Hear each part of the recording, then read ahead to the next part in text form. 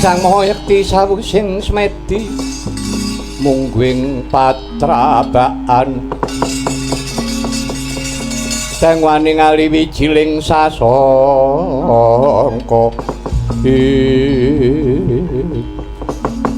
Begawan abiyasa upamane yen to kowe tak cidra pati uripmu nganti kowe tak sirnakake isih ketok kuwandamu isih ketok bangkemu ora burung mesti ana wong sing maluyakake sebab wong Pandhawa kuwi akeh wong pinter. Nanging dina iki Begawan abiyasa sengaja kowe bakal tak cemplungaken jroning sumur upas. Bakal ilang arimu, daging balungmu, getihmu bakal ilang padha saknalika.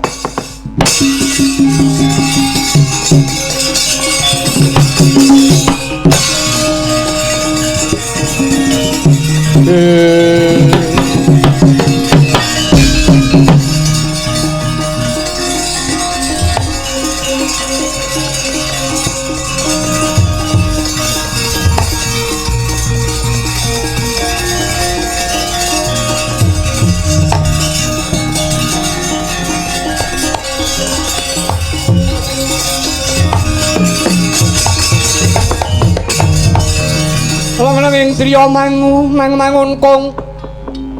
kanduan rimang lirlena tanpa kanin yen tantulusa amengku sang Dyah Utama sang nata mudhus nyongrepa panjaya lepas sing jemparing plajengira sang Begawan Duraweca saryang gendong Begawan Wiyasa ing cipta nedya daya-daya Begawan Wiyasa kacemplungaken wonten jroning sumur wisa ya sumur upas nanging rikala semana ana cahya cumalorot saking Dirgantara sang juang weneng ngrumiyini cemplung jroning sumur wisa.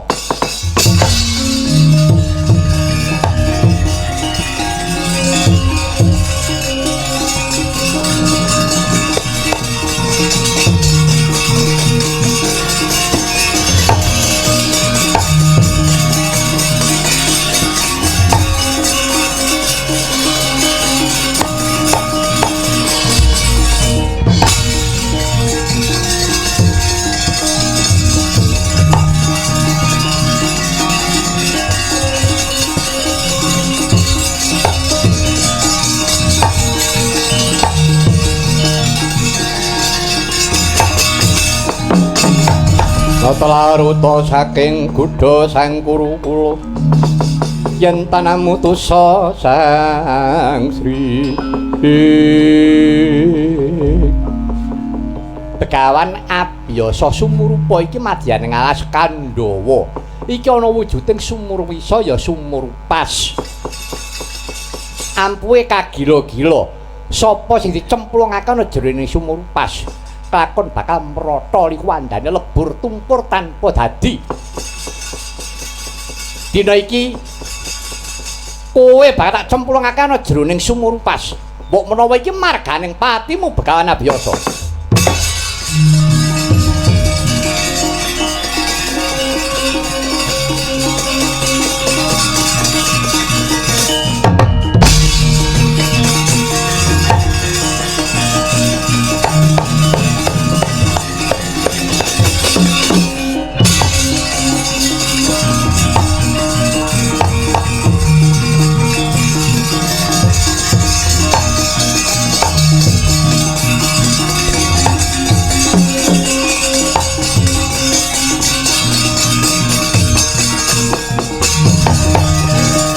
rasa madangi jagat mungup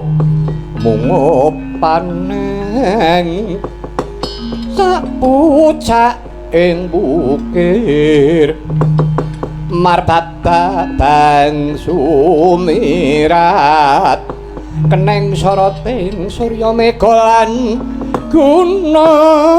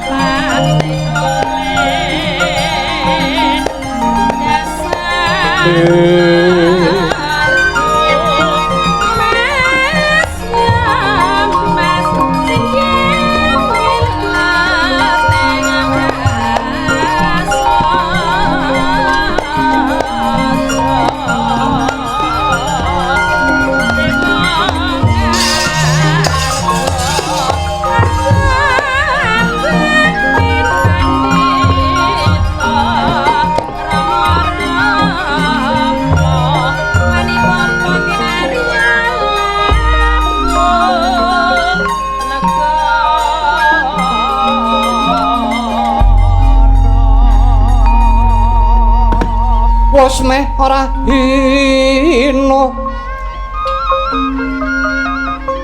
sumamburat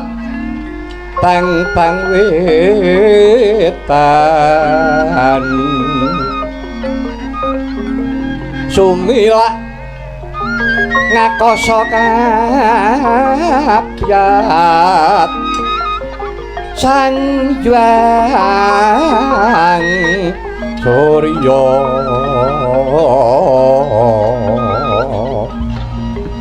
mangramyang luhuring ancol amadangi jagat raya cahayanira jenar esmu nyawa jagat enjang tumrah kumpa ora mangrarat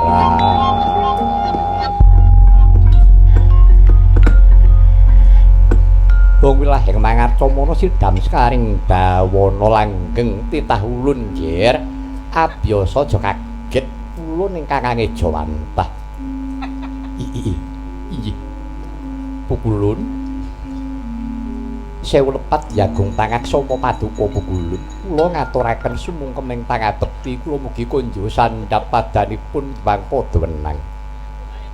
iya kaki wiyasa banget panarima ulun dene kita ngaturake pangabekti marang jeneng ulun pudya pangesta ulun wae tumrapa marang jeneng kita nggih wiyasa kawulun paring pangestu paduka iwang padha wenang kula pundi amawahana jejimating gesang kula wiyasa iya kajawi saking menika duh pukulun sesembahan kula ngaturaken genging panuwun ingkang tanpa pepindhan dene kula kali saking pepejah cumemplung wonten telenging sumur wisa inggih sumur pas karana pengayoman paduka sang Hyang Padhanang pukulun kajawi saking menika tumunten paduka sang Hyang Padhanang paringa dawuh kula kedah kados pundi menawi kula sampun dumugi kala mangsanipun wangsul dhumateng Kasidan Jati dinten menika kula rila legawa lair terus ing batos jer paduka Hyang Pada Wenang ingkang kedah nyirnakaken dhumateng jiwa raga kula sampun ngantos kula menika pejah saking pakartinipun angkara murka jane-janing talaga kadi langit mandang tang pas wulan upamane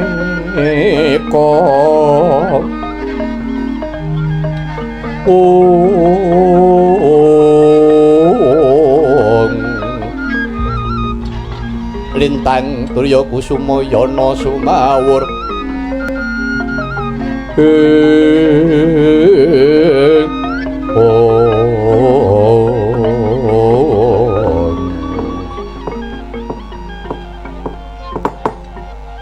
Astungkara sidam skaring bawana langgeng abiyasa wonten dawuh bukulun andadekna kawruhanira ya nggih marma ulun tumurun saka kayangan alang-alang gumitir manjing jroning sumur wisa iki ya sabab karana jeneng sira iku mau durung winanci pinulunging Bathara kaya isih tangeh anggonira nindakake kewajibaning urip ngono ing Madyapada netepi darmaning Brahmana. Nggih. Wiyasa dina iki yektine Jawata bakal paring nugraha kelawan jeneng sira karana anggonira duweni rasa panarima sira ora kengguh marang kahananing Madyapada ora kengguh kanikmatan ketitik sira iku mau wis jumeneng nata parandene sakwise majanira wis akir dewasa sira tumuli tata-tata lengser keprabon munggah marang pertapan Saptawarga gunung ingkang pungkasan sira ingkang mapan ing kono ngeningake cipta nenuwun marang purbaning kawasa ingkang mengkono wiyasa Jawata nedya maringake nugraha kelawan jeneng sira. Nugraha ingkang sepisan dina iki ulun bakal paring busana kelawan jeneng sira. Supaya aja nganti jeneng sira katon yen ta tilasing ratu ketitik sira isih ngagem busana. Ngatonake yen ta sira iku mau isih mamerake marang kaendahan jalaran sira isih ngagem jejamang. Mula dina iki ayo sira lukara busana ulun ingkang bakal paring busana kawan jeneng sira.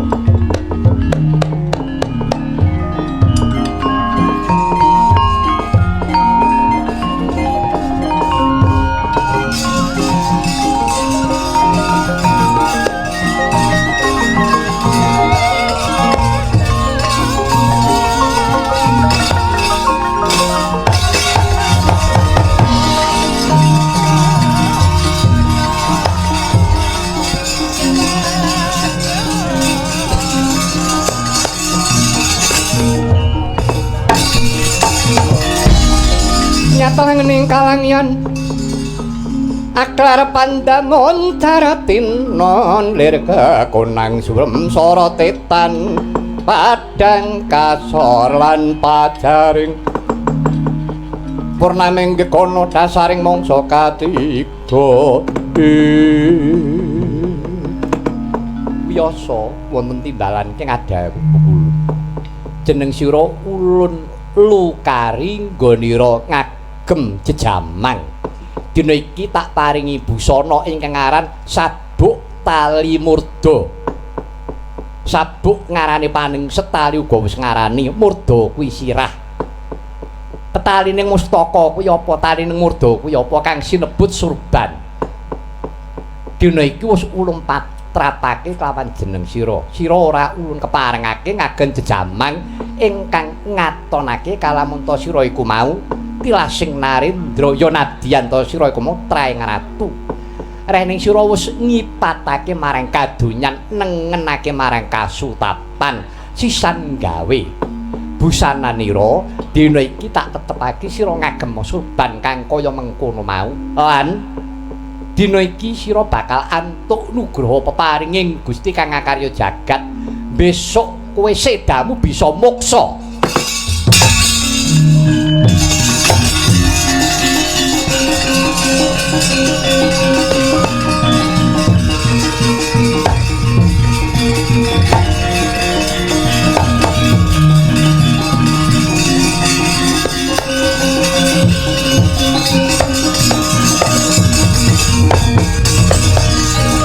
Permorore mangus wemyongan brengeng kadi karunaning kaswase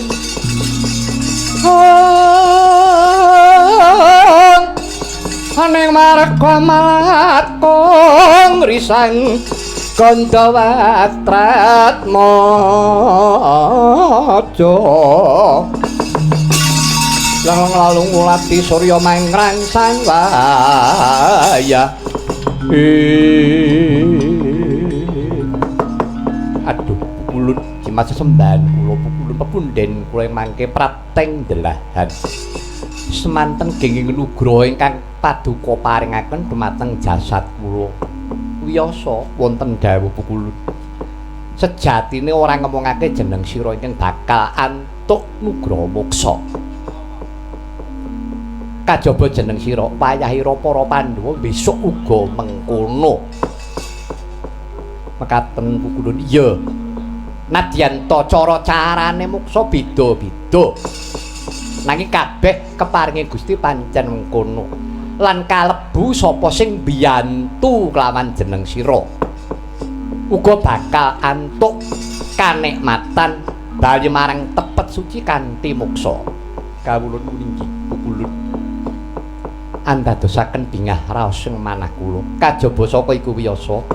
jroning ati nira wis sira aja duweni rasa memungsuhan marang sapa wae jalaran kabeh kuwi mau ngunduh marang woing karma nadyan ta putumu kuwi akeh wayahira iku akeh Pandhawa lawan Kurawa nanging kabeh wis pasrahna marang adiling Gusti adiling kodrat ibarate wong nenandur karepen den unduh pribadi mekaten pukulut ya wis karya Basuki Baliya celak dadi pangarep-arepe wayahira para Pandhawa